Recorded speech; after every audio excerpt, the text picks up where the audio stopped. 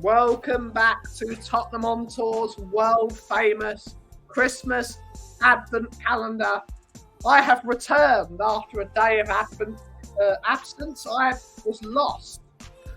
I was lost somewhere, but now I am back, and I am joined by two people that have been on most of the Advent calendars, Mr. REZ and Mr. Daigle.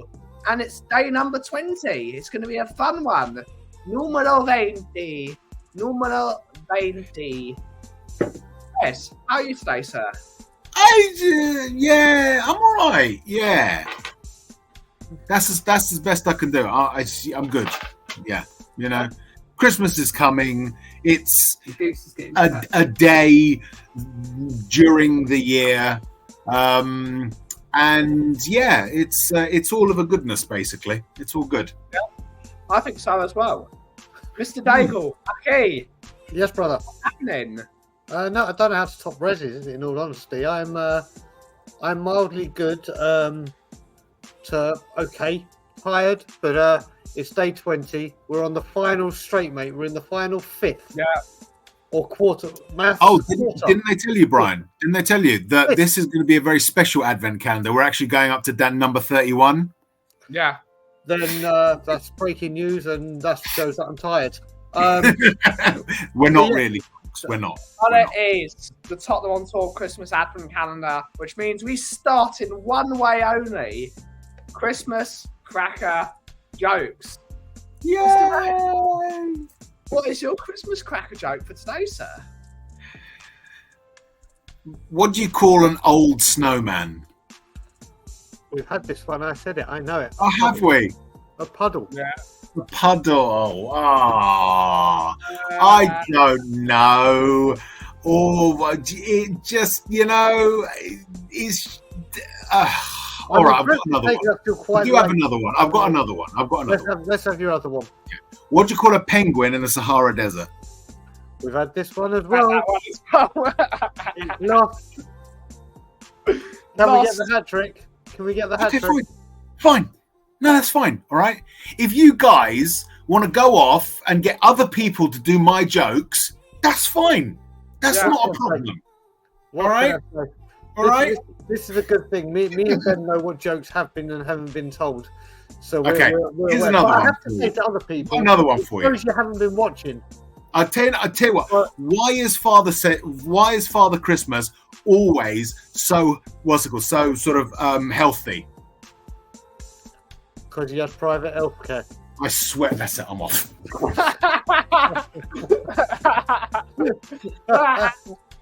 Listen, like I said, after this, I never want to hear another Christmas cracker.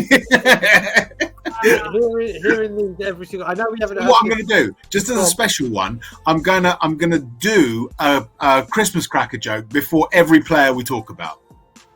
Okay.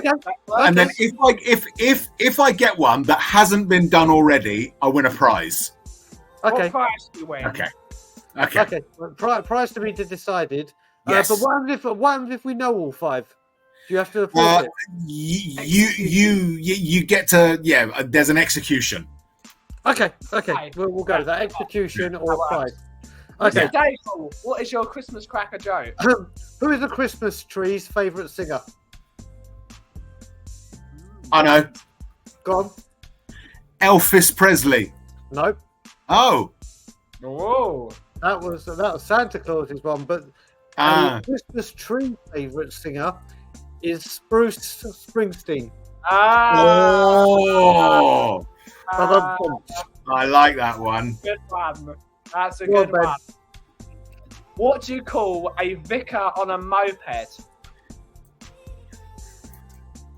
A vicar on a moped? Yeah, so it's doing Rev, surely, but I can't think the rest. Rev. Yeah. Do you want another one? Because I've got another one. Go on, okay. Let's just. I mean, most of the players are jokes, so we might as well tell them. What do you call a snowman doing in the vegetable patch?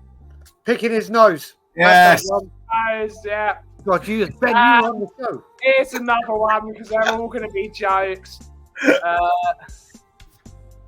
What do you do if you're afraid of lifts? take the stairs.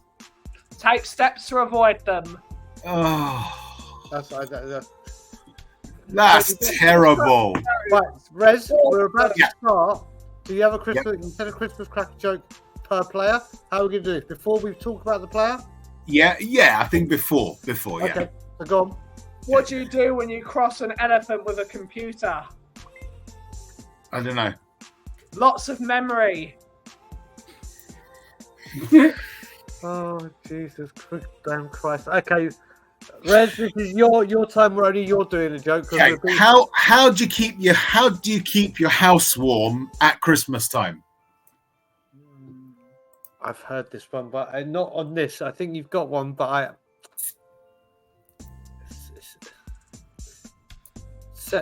go on. Tinselation. We haven't had that one, so you do win a prize.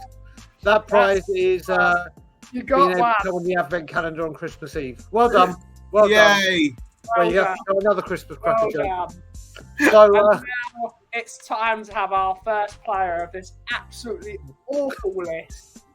no, It's going to be absolutely horrific, and I don't know how. to carry on the food kind of thing that me, Still, and Rez had yesterday, this one is kind of if you're having a 5-course meal and the first 3 courses are absolute crap, Yeah. and then the next 2 courses are absolute divine. So we're going to be speaking very briefly about the I can't remember if these players watch. I've just said the crap. And we'll start with people might not even remember this guy, Darren Caskey. Ben, I know for a fact this is way before your time. I've got no idea. I've got no idea about Darren. I've got no idea. None. Nil. Nouts. Okay. That shows how influential it was in Spurs' history and your life. Rez. I've got nothing to add to what Ben said. It's so bad. It's so bad. The only reason I know it is because he was in Football Manager, that old PC game, and I never used him. Yeah. He got. Wait, Rez. He won the Division 2 Player of the Year, don't you know? So There you go. Yeah. I've got nothing to add to what Ben said. Thankfully, I can add. Okay. Because one of those 4 goals, and I will always have a bond with Darren Caskey, because the very first game I could ever go to with just me and my mates, not with a parent or family member or older cousin, was a game that was on Super Sunday, and it was Spurs versus Everton. And it's going back so far that Neville Southall was in goal. Bloody hell. For me to say that, and remember how we beat Leicester 3-2 and Steven Bergwijn got the 2? Well, that happened at my very first game, and the person that got the winning goal was Darren Caskey. Darren Caskey. So listen, he was a midfielder, one of our own, who for a brief time, as you can see in 32 games, was okay. Do I remember the rest of his 3 goals? No. Do I remember anything else? No. I considering with the company I'm keeping today, I would call myself a Darren Caskey connoisseur. You are. It could be my specialist subject on Mastermind compared to you two, but we'll go on from one midfielder to a cult hero who I loved. I loved this fella. I loved Jose Dominguez, who goes into the elusive. He joins the elusive club, then, doesn't he, of having a trophy? Yeah, he does. And do you know what that means? That means, according to some, that he is a better player than Harry Kane. Fact. There you go. Fact. But Ben, do you know more about Dominguez than you do Darren Caskey? No. Do you know more about Darren Dominguez than you do about Jose Caskey? I have absolutely no idea about Jose Dominguez, except he's one of the worst players ever. But he's won a trophy, so he's not one of the worst. On tour, anyone that has won a trophy, we have to give some sort of respect to. And he's won. Do you know what? I mean, it was more. It was not quite that he won a trophy. It was more that a trophy was won near him. Yeah. Correct. You know? Rez, do you remember Correct. anything? No. Oh my God. It was so bad that when you brought his picture up, for a second I thought, who's that? Okay. So he was a very, very slippery, tricky little winger. Scored a banger of a goal against Southampton. He was a flair player, but that was it. Don't ask him to tackle. Don't ask him. He would get the ball and take on players, and that would be about that. And do you know what? If we had better players around him at the time, he could have been something special. But yeah, played 45 games, scored 4 goals, won a cup. We have people that played 450 games that don't win a cup. I'll move on before I talk about someone else. I just thought I'd bring his picture up again for no reason. That picture came up and down as quick as his career went, basically. But talking about, I mean, come on, we got to give respect to the next player, though. Yeah, I was about to say, talking about quick appearances. What a ledge! This is, I don't know what we can say here. This is basically the Celso, but English and earlier. Wayne Routledge, ladies and gentlemen, a grand total of 5 games for the club. But like I said, when me and Ben started working this out and we got later in the numbers, it was like, oh my God, this is such hard work. And then we saw this and thought, how can we not have a comedic day and have a player that played 5 games for Tottenham Hotspur, Ben? Ben, do you remember him? I remember when he played for Swansea and he was half decent at Swansea. But in regards to him playing at Tottenham, apart from the kit, which I really, really liked, I don't think I'm going to remember a guy that only played 5 games for the club. I mean, I can barely remember what I had for dinner yesterday, but let alone Wayne Routledge, who was okay for 5 games. He didn't score a goal. Didn't win a trophy.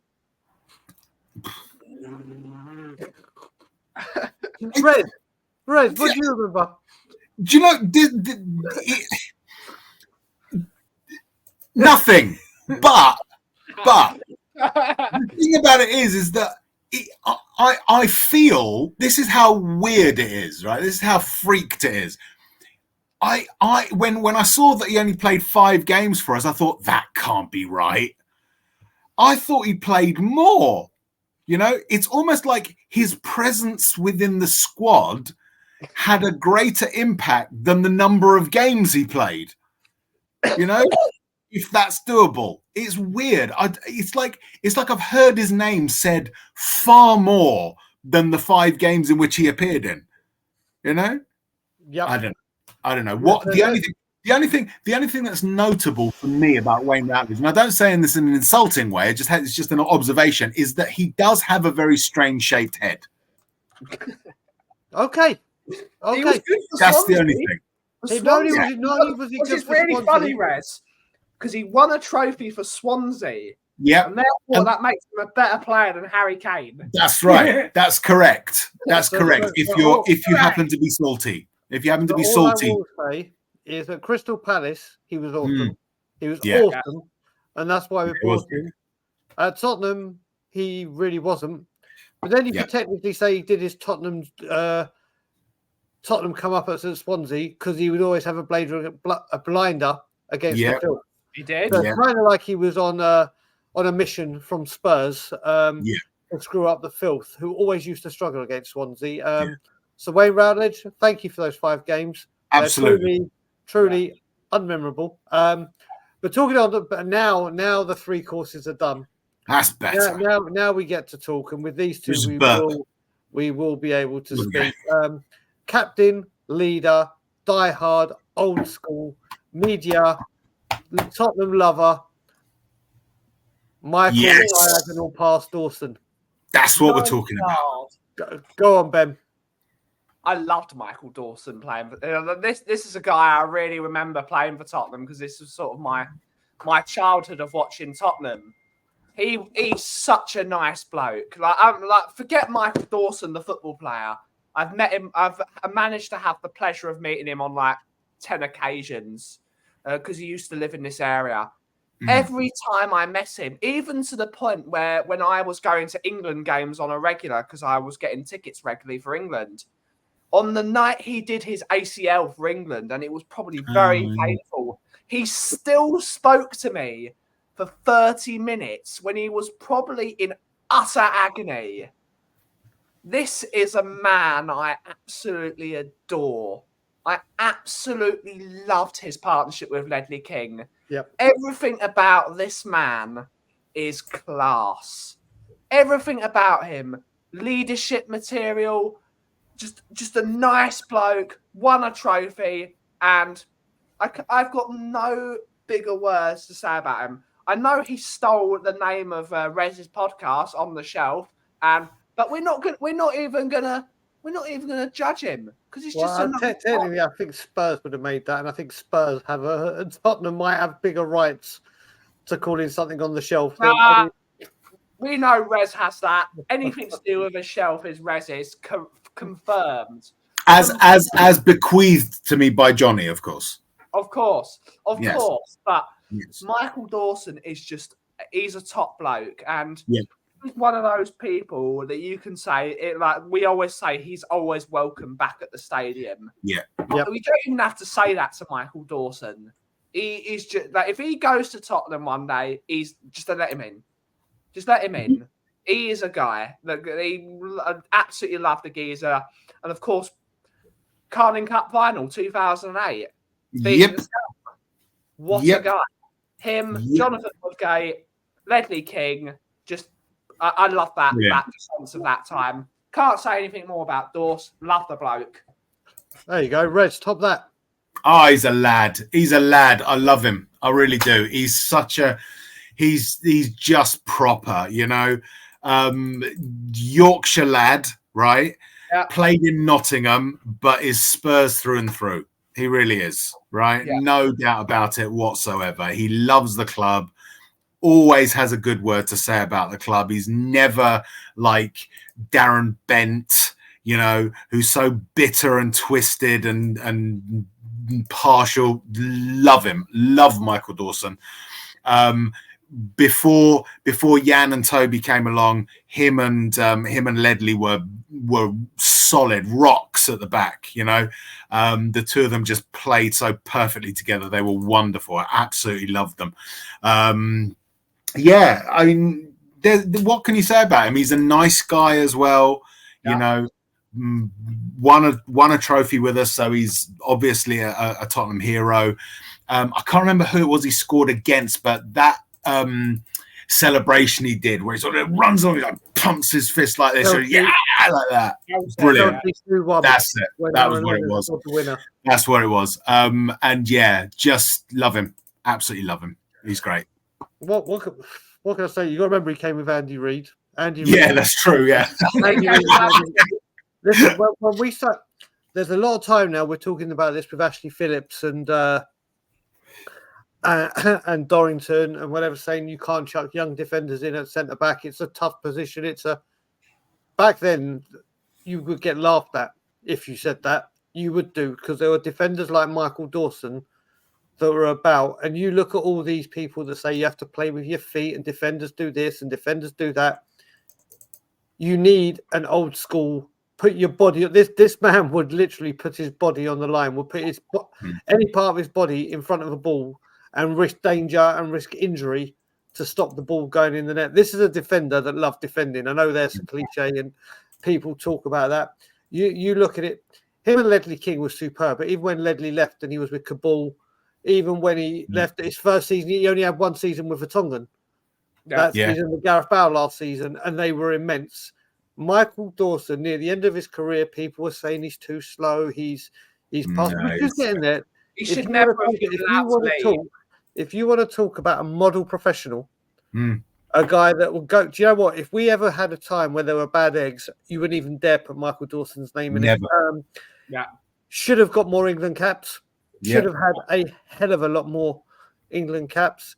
But injuries, and obviously at the time, England centre backs were quite forceful and ominous. We had King, we had Terry, we had Ferdinand. It was that time where getting into centre defence for England was a very, very tough position to get into. And now he's obviously back with the club in an ambassadorial role, completing his duo with Ledley Kim, get his partnership again. And having people like Michael Dawson at the football club is only a good thing. Haven't had the pleasure of meeting him, but like you said, Ben, everyone that speaks about him can't speak highly enough. A truly superb defender and an incredible servant to this club. And left and moved up north to be nearer to his family and everything. And obviously his time at Tottenham was an end. But a wonderful servant, Never been allowed to leave. He should never have been. He should have had. Although I'm not a sort of fan of someone give them a lifetime contract for the sake of it, he should have been given one because he was the rock. When things were bad, him and Dorse were the guys that kept it together, and those two should have been allowed to have been around the club because, as we have said, there is like cut his arm off, bleeds blue and white. But he absolutely bleeded Tottenham, and he should never have been allowed to leave. Yeah.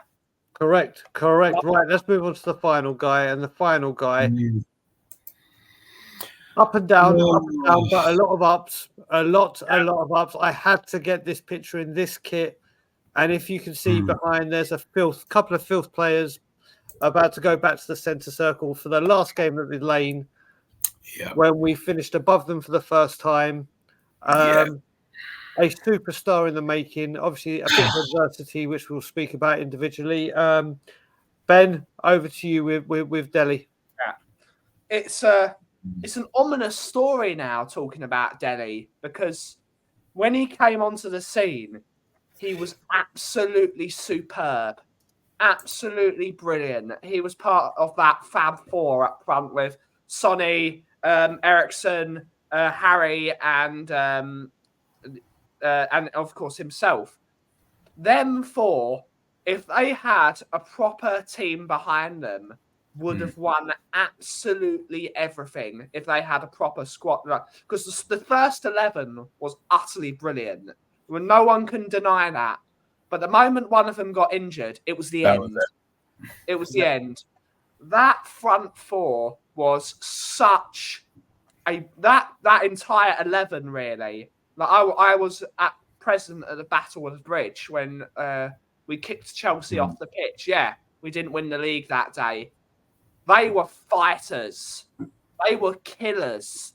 Like they would kick, they would punch, they would fight for the badge, the football club, and they weren't just fighters. They had immense quality. Every single one of them had an immense quality behind them, and they were never allowed to fulfill their potential because they had to play triple the amount of games. Because not only we were playing that season, well, we weren't playing Champions League football that year. We got no, we were. I think. Well, I know Europa League, but we're still in Europe. That year, we were in Europa League that year. We didn't have the squad to really back those boys up. But in regards to Delhi, I loved him. That performance at Stamford Bridge when we beat them for the first time in 20 years, whatever it was, he was everything I loved about a football player. He was the pantomime villain. He loved being booed. The moment a stadium started booing him, he went from being a really good player to being immense. Like, my favourite picture is him scoring against Chelsea and every single one of those Chelsea fans giving him so much abuse. And he was just like, what are you going to do about it? What are you going to do? And probably one of you boys will talk about his issues that he's had over the years. But as a footballer, it's a shame. He was never allowed. He was never looked after as a footballer. Maybe because they wanted to remove his aggression, which is why another reason why people say don't remove Romero's aggression, because the same thing happened to Delhi. He was brilliant, and we'll give it to REZ. What do you remember of Delhi? I mean, it's so difficult to put into words how one feels about him because it's. I mean, look, in a time where footballers are cosseted and coddled and paid far too much money for boys of that age, right? He's almost the exemplar of why they shouldn't be paid and cosseted and coddled and essentially treated as commodities. He's the exemplar of why, because, and I'm not saying this to be pejorative about him at all. It's very difficult for someone to say no to that, right? But you need to look at, there's certainly some of them, but I would say all of them, in the same way that every person of that age needs to go through life and have some of the corners knocked off and become a bit more rounded. He had issues from before. He's spoken about them. There's been mental health issues there. And to be put into essentially what is a hothouse environment, he's one of those that came out worst because of it. And the football, which is held up as a means of escape for people from less privileged backgrounds, for him, I think, chewed him up and spat him out. He might still have a large amount of wealth, and a lot of people will sort of withhold their sympathy because of the fact that he has this wealth. That doesn't take away from the tragedy of what happened to his career, right? Because it's obvious that he loved playing the game, and no matter how much a person is paid, for them to lose the joy of doing the thing they love is a tragedy. And this was a combination of, I think, and this is why a lot of people, I mean, I officially, and a lot of people are going to sort of slate me for it, I officially have completely taken my love of Pochettino back. Don't like him, don't want him to succeed, want him to fail in everything he does, and I hate him. But before then, when I loved him, I still criticized him for what you mentioned, Ben, of saying that, saying to Delhi that he needs to take that devilment out of his game and become less rash. As soon as that happened, Delhi changed. He was no longer that live wire. He was like the spanner that was thrown into the opposition's works in so many games, right? Even when he didn't play well, he still caused problems for the opposition. He thought. Yeah. And at that point, I think his development went downhill. And there was also talk of the fact that he suffered that there was some break-in where he was held up at knife point and sort of robbed, things like that. There was no help for him. And I really do weep internally for him, because he could have been that generational talent.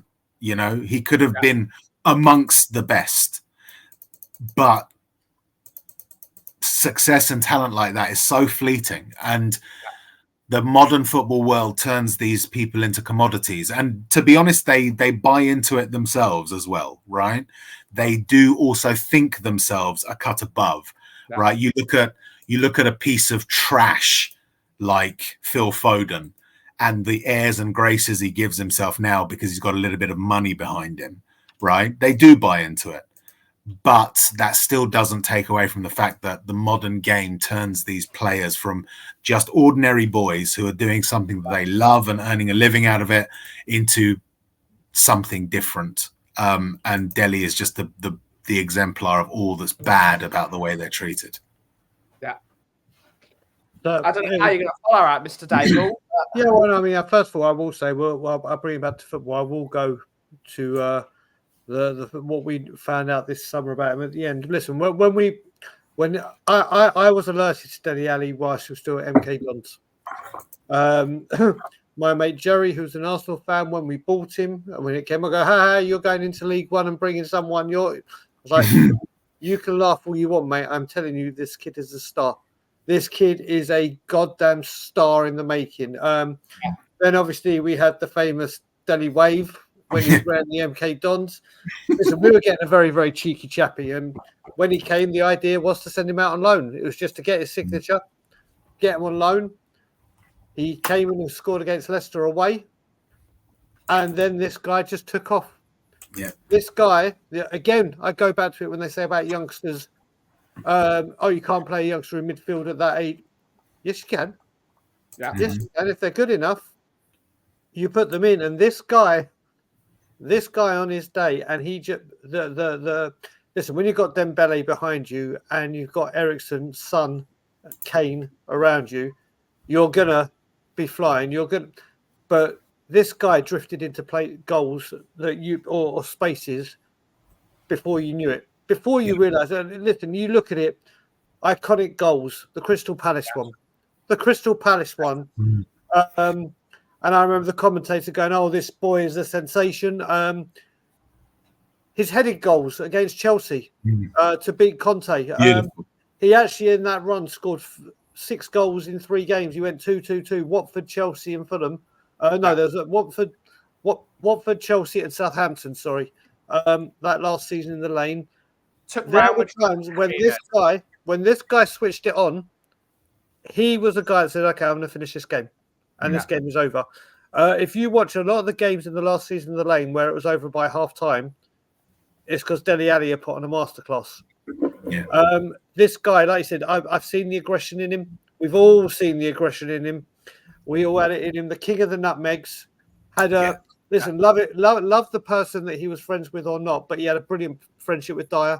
Yeah. A brilliant understanding of Toby Alderweireld with the long ball. He'll chest it and volley it. He scored a couple of worldies against Stoke when we thought we were going to win that. Listen, the list can go on and on with this man, but Real Madrid at home, Brian. Real Madrid at home, mate. Just before I moved to Toronto, again, he'd just come back from a suspension. He stole it. He basically they say in WWE with Shawn Michaels, he's the showstopper. Well, this guy stole the show. And then obviously, when Dembele went, because of the way this football club is run, rather than buying a replacement, we said, Dele, go into midfield. You're now a midfielder, but I now want you to make those runs. Like, it was not his game. It was not his game. There was a dramatic drop off in his form, which none of us knew behind the scenes what could have been leading to it. But him playing out of position certainly did not help the situation. Yeah, absolutely right. And it got worse and worse. And then obviously we were letting players go. When he left, I was happy that he left. I was like, Dele, I love you, but you're not giving your all. And this is before we knew what was going on. And then in the summer, obviously at Everton, it weren't working. Besiktas, it wasn't working. And then obviously what he's come out and said in the summer. Now, this channel and myself personally, as everyone knows, will talk about mental health, addiction, childhood problems, everything that goes on under the radar. And what Dele Alli did in the summer, and had the balls and the nerves to come out to say, I said when I was at Spurs, if Dele Alli came back like he did when we beat them 5-2 a couple of seasons ago, I said if I was there, I wasn't going to clap Dele. I wouldn't sing his song, I wouldn't clap him, but I wouldn't boo him. Well, we've got Everton this weekend coming, and I'm sure he'll be there. And I know what the Spurs fans will do. What he has done is braver than anyone else can ever think. Because not only has there been pictures, like you said, not only REZ did he have the break-in, he started doing all these bloody commercial endorsements for more money. Should have thrown at him. Let's face it, I would do it. Who wouldn't? Who the hell wouldn't do it? Exactly. Then he got severely into his gaming, and it became. I mean, that day when I saw him wearing that Iron Man mask with his dog going bing bong, I had to go bing bong. I'll put my fist through that Iron mask. I was raging. If I'd been near him, I wanted to grab hold of him and say, "What the hell are you doing with your career?" But now it all makes sense. And what Dele has done, and do you know what? Again, I'm going to end it with this bloody club and this bloody owner.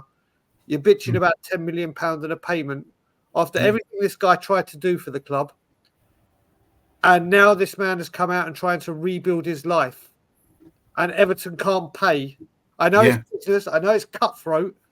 £10 million to Tottenham Hotspur, even if you listen, Everton, you're in financial issues, let's make it 2.5 million a year or $1 million a year, whatever. Let's try and forget the finances and get Delhi back doing what Delhi loves. That would be the common courtesy thing to do. But obviously, we don't. Listen, if Delhi ever gets hold of this and gets to watch it, I owe you a massive apology for the way I was with you towards the end of the season. I'm man enough to admit it, but I'm also man enough to say you have become an inspiration to a lot of people, me included, even with everything that I go through and announce. Doing it on the scale that you've done it and the abuse that will come your way from rival fans and everything. Fair play to you, Delhi. Fair play to you. And I can't do your eye goggle bloody celebration thing that he did. What was that? Look, he went like that. Yeah, but he went like that, and then he turned it like. Yeah, but can you do the whole thing, Rez? No, I can't do the whole thing. Yeah, I'm going to salute you like that, but I'm going to salute you with a fake. Yeah, there you go. That's it. That was it. Yeah, That way. Yeah. Yeah, but if you watch it, he ends that way, but he starts another way. Yeah, it's. I mean, right. I mean, look, again, it comes down to it. Just comes what you just said, Brian. It just comes down to that thing about how just really crappy the whole environment around football is. Right? It's supposed to be about people. It's supposed to be about people, right? Coming together and just being together, be that as a set of players putting on a show for a group of people in the stands and the people in the stands being together, right? Yeah. It's become a diseased place, right? To the point where there are people out there who want to take away what the soul of football is because it inconveniences them. Right, I know this is supposed to be fun, and I shouldn't Merry be too Christmas, everyone. Merry Christmas. Merry Christmas. Yeah. But it's a real sad indictment. You know, you get people sitting there. You know, that whole prawn sandwich thing that Roy Keane mentioned about Man United, some Man United fans a few years ago. It's everywhere now. It's bloody everywhere now. You know, and it's like. We've got to recapture that spirit of what football is supposed to be about, right? And again, Delhi is just I don't want to call him a victim, as in to suggest that he didn't have agency or to paint him as someone who's lost, but he has suffered because of what football has become, and he was not the first. He certainly won't be the last. And in all likelihood, he's probably just the one that people know about. I'm sure that there are others out there that have gone through similar things and still do. Right? Well, hopefully Delhi has opened the floodgates for it to be resolved. I'm going to end it there because I've got a Walmart. That's a really interesting show, that is, because it's got talking absolute rubbish to utter positivity to utter dread. Exactly. No, there is positivity. No, look. The guy, I'm sure will get over this and will recover. He will find peace, and that is the only thing that we can hope for him, to be honest. And I hope that he finds out. And Delhi, I mean, the chances of him ever watching this, but if by some miracle he does watch this, I will say directly to him, we love you. Most of us, we love you for what you did for our club. It was a joy watching you. I hope that whatever pain there is in your life, you find your resolution from it and that you can enjoy and have a happy life, no matter what has happened to you before. Damn right. I say that in the spirit of both humanity and in the spirit of Christmas. So best of luck to you, Delhi. Damn right. So we'll wrap it up there. Rez, you'll be with us on the Christmas Eve one. Yep. Everyone, I can't stress enough how important the Christmas Eve one is. There may or may not be an announcement. Who knows? There could be. There might not be. Whoa. There could be just 4 guys and a girl talking about 5 players. We'll see. Christmas Eve will be a good one. But Rez, until then, where can people find you? You can find me screaming at moons and various inanimate objects. I can often be found extolling the virtues of plastic headwear. Debenhams might be somewhere you can find me, but then again, maybe not. And yeah, just generally floating around and making a nuisance of myself is there. Wherever there is nuisance, I may be there. Okay. And we'll be back with Cockerel Doodle Doo as we do, and anger management, everything that comes with us, and lots of stuff happening in 2024. Ben, what's going on with you, matey? Chilling out, really. That's it. Christmas coffee, drinking coffee, Christmas in. It's all right, Christmas really. King. Okay. That was the most laid back thing. It's just like, whatever, you know, I'm easy. I do what I want. You've got a brain like an owl. Yeah. From everyone here at Tottenham on Tour, we wish you a wonderful rest of your Christmas season. Be merry, drink up, have a good time, eat loads of food. Thank you all so much for watching. And as always, come on, you Spurs.